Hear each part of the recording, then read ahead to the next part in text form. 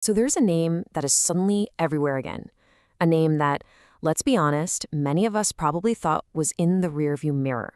Jeffrey Epstein.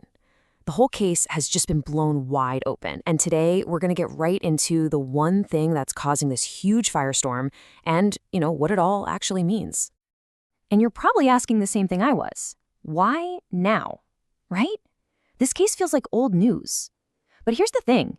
The answer isn't some old rumor bubbling back up on the internet.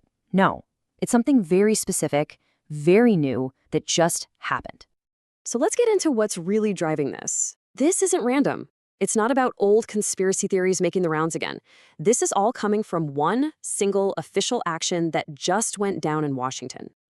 And here it is, the big reason.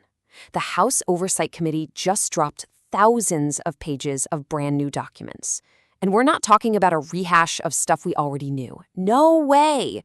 This stuff contains some absolutely explosive new details. It's like they just threw gasoline on a fire that's been smoldering for years.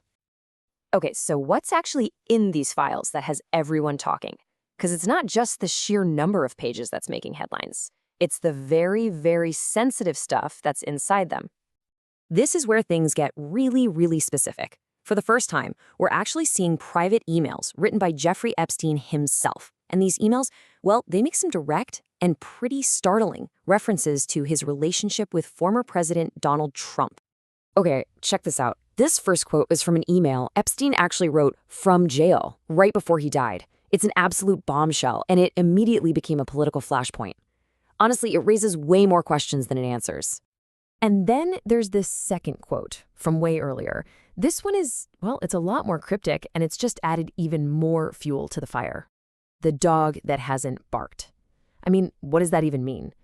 And that vagueness, that mystery, is exactly what's letting all this political speculation just run wild. So you can probably guess what happened next, right? Dropping these emails into today's political world, it was like lighting a match. It instantly kicked off this huge, intense battle. The fallout was immediate. Both sides just dug in their heels right away. And no surprise here, the reaction split right down party lines. You've got these two totally opposite takes on the exact same information. On one side, Democrats are saying, hey, this raises serious questions. We need to investigate more. But on the other, the White House is just shutting it down completely, calling it a hoax and a fake narrative designed to distract everyone. Okay, so to really get why these new documents are such a big deal, we got to take a quick step back. Let's do a quick refresher on the case itself just to remember how we even got to this point. So you have a few really big moments in this whole saga. It all kind of starts with that super controversial plea deal he got back in 2008 down in Florida. Then you fast forward to 2019 when he's arrested on federal charges and then dies in jail. And of course, in 2021, his main accomplice, Ghislaine Maxwell, she gets convicted for her part in all of it.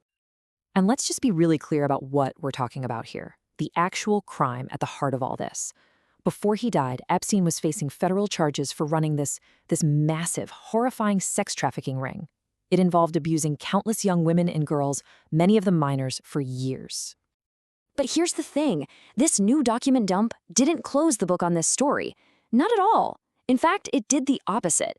It has completely supercharged the public demand for total transparency, and it's opened up a whole new political battle.